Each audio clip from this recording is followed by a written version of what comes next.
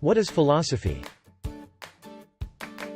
Quite literally, the term philosophy means love of wisdom. In a broad sense, philosophy is an activity people undertake when they seek to understand fundamental truths about themselves, the world in which they live, and their relationships to the world and to each other. What is analytic philosophy? Analytic philosophy, also called linguistic philosophy, a loosely related set of approaches to philosophical problems, dominant in Anglo-American philosophy from the early 20th century, that emphasizes the study of language and the logical analysis of concepts. Although most work in analytic philosophy has been done in Great Britain and the United States, significant contributions also have been made in other countries, notably Australia, New Zealand, and the countries of Scandinavia. Nature of analytic philosophy. Analytic philosophers conduct conceptual investigations that characteristically, though not invariably, involve studies of the language in which the concepts in question are, or can be, expressed. According to one tradition in analytic philosophy, sometimes referred to as formalism, for example, the definition of a concept can be determined by uncovering the underlying logical structures, or logical forms, of the sentences used to express it. A representation of these structures in the language of modern symbolic logic, so the formalists thought, would make clear the logically permissible inferences to and from such sentences and thereby establish the logical boundaries of the concept under study. What is speculative philosophy? The term speculative derives from the Latin words speciere, specto, speculatio, and speculator. Speculum means mirror, and the notions of reflection, reflective consciousness and reflectedness figure prominently in certain speculative philosophies, especially German idealism. Literally, the Latin root means to look at, behold, observe, explore, investigate, or contemplate. Its original philosophical source, however, is to be found in classical Greek philosophy. Terms like theoria, ideon and voon, all etymologically connected with seeing, and vision, are prevalent in pre-Socratic philosophy as well as the philosophies of Plato and Aristotle. The positive significance, philosophically, of meditating on or thinking about the universe or a subject, stands in contrast to the casual use of the term as some form of gambling, idle thinking, or conjecture without any hard evidence or rigorous logical analysis. Speculative, in ordinary language, is often used pejoratively, but in always a futural sense, to denote socially suspect economic activities, such as real estate speculation or speculative bubbles in the stock markets. Even in economics there are debates about good and bad speculation.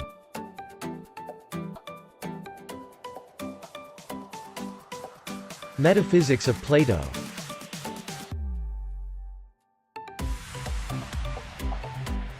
Plato's early philosophy was more about ethics and the debates on ethical and moral properties that the gadfly, Socrates, would kindle in the marketplace of Athens with rich, poor, young, old, wise and sophistical men of the city. He soon developed an elaborated and one-of-a-kind metaphysical theory to support his ethics. His metaphysics, in turn, supported his epistemology. One can simply say that Platonic epistemology, ethics and metaphysics are intermingled.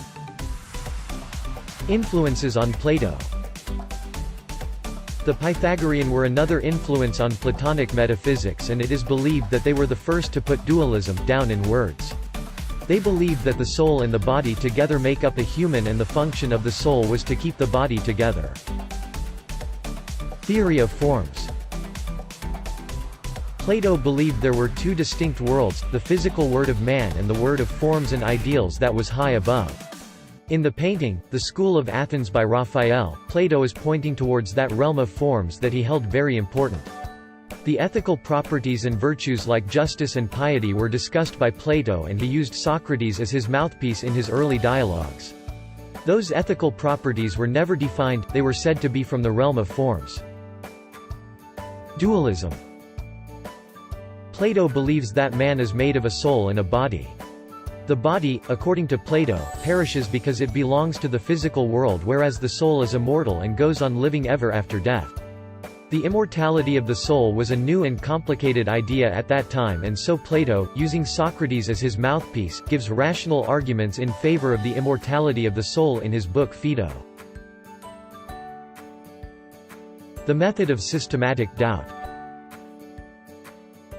In the first half of the 17th century, the French rationalist René Descartes used methodic doubt to reach certain knowledge of self-existence in the act of thinking, expressed in the indubitable proposition cogito, ergo sum, I think, therefore I am.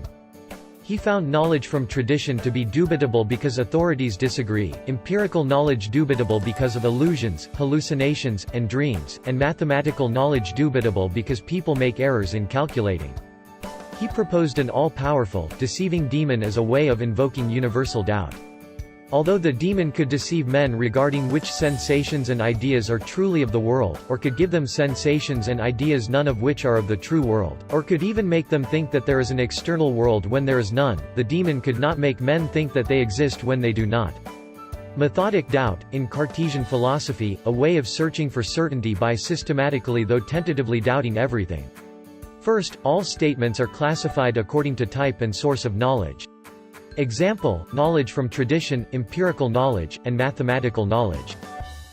Then, examples from each class are examined.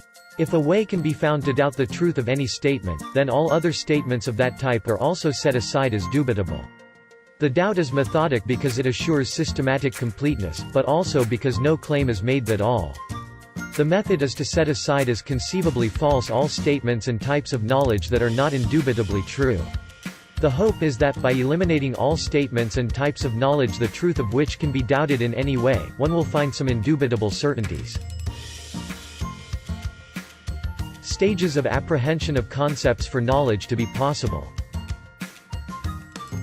There are, actually, three major stages in the apprehension of a concept before knowledge becomes possible. Perception, abstraction, and judgment. Perception. The ability to see, hear, or become aware of something through the senses. Percept. An impression of an object obtained by use of the senses. It is an activity that does not make us different from animals. Two kinds of perception. External perception. Internal perception. External perception. It happens when we perceive things using our five senses. The outward features are something. Internal perception. Imagination and memory. Existing or happening inside a person.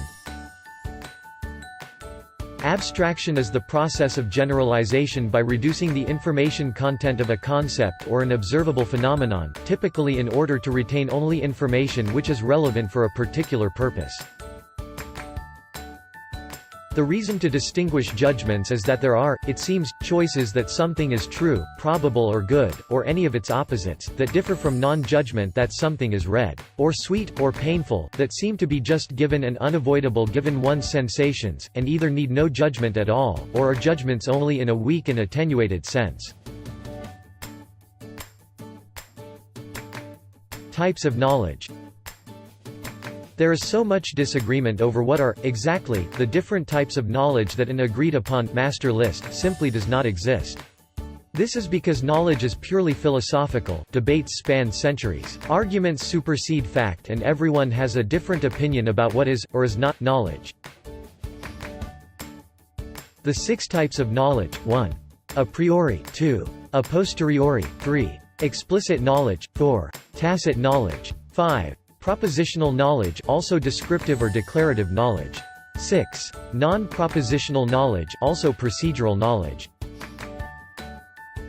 A priori and a posteriori are two of the original terms in epistemology, the study of knowledge. A priori literally means from before, or from earlier.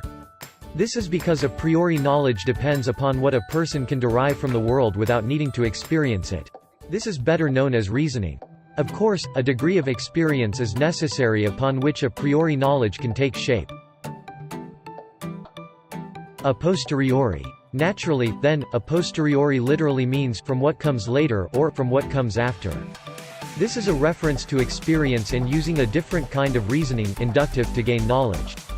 This kind of knowledge is gained by first having an experience, and the important idea in philosophy is that it is acquired through the five senses, and then using logic and reflection to derive understanding from it. In philosophy, this term is sometimes used interchangeably with empirical knowledge, which is knowledge based on observation. Explicit knowledge. Explicit knowledge is similar to a priori knowledge in that it is more formal or perhaps more reliable. Explicit knowledge is knowledge that is recorded and communicated through mediums. It is our libraries and databases. The specifics of what is contained is less important than how it is contained. Anything from the sciences to the arts can have elements that can be expressed in explicit knowledge. Tacit knowledge. I should note that tacit knowledge is a relatively new theory introduced only as recently as the 1950s.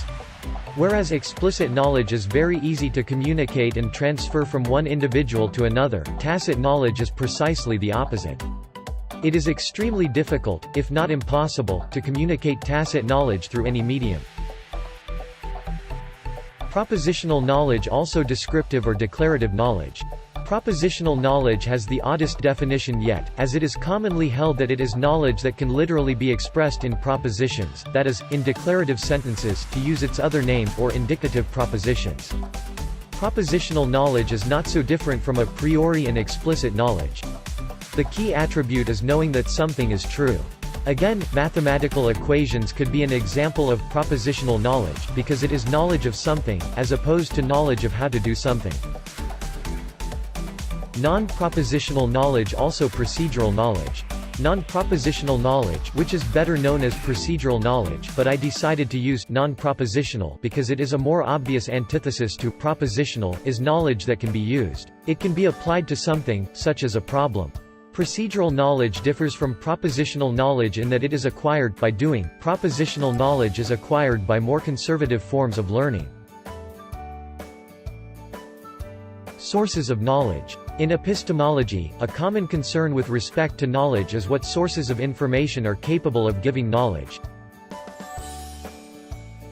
The following are some of the major sources of knowledge: perception, reason, introspection, memory, and testimony. Perception. That which can be perceived through the experiences of the senses. The view that experience is the primary source of knowledge is called empiricism. Reason. Reason can be considered a source of knowledge, either by deducing truths from existing knowledge, or by learning things a priori, discovering necessary truths such as mathematical truths through pure reason. The view that reason is the primary source of knowledge is called rationalism. Introspection. Knowledge of oneself that can be found through internal self-evaluation. This is generally considered to be a sort of perception. For example, I know I am hungry or tired. Memory. Memory is the storage of knowledge that was learned in the past, whether it be past events or current information. Testimony. Testimony relies on others to acquire knowledge and communicate it to us. Some deny that testimony can be a source of knowledge, and insist that beliefs gained through testimony must be verified in order to be knowledge.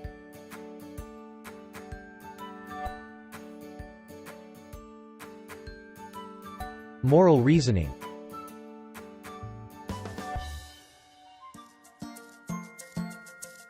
Moral reasoning applies critical analysis to specific events to determine what is right or wrong, and what people ought to do in a particular situation. Both philosophers and psychologists study moral reasoning. How we make day-to-day decisions like "what should I wear" is similar to how we make moral decisions like "should I lie or tell the truth?" The brain processes both in generally the same way. Moral reasoning typically applies logic and moral theories, such as deontology or utilitarianism, to specific situations or dilemmas. However, people are not especially good at moral reasoning. In fact, evidence shows that the moral principle or theory a person chooses to apply is often, ironically, based on their emotions, not on logic. Their choice is usually influenced by internal biases or outside pressures, such as the self-serving bias or the desire to conform. So, while we likely believe we approach ethical dilemmas logically and rationally, the truth is our moral reasoning is usually influenced by intuitive, emotional reactions. Thanks for watching. Hope you enjoy and learn from the video.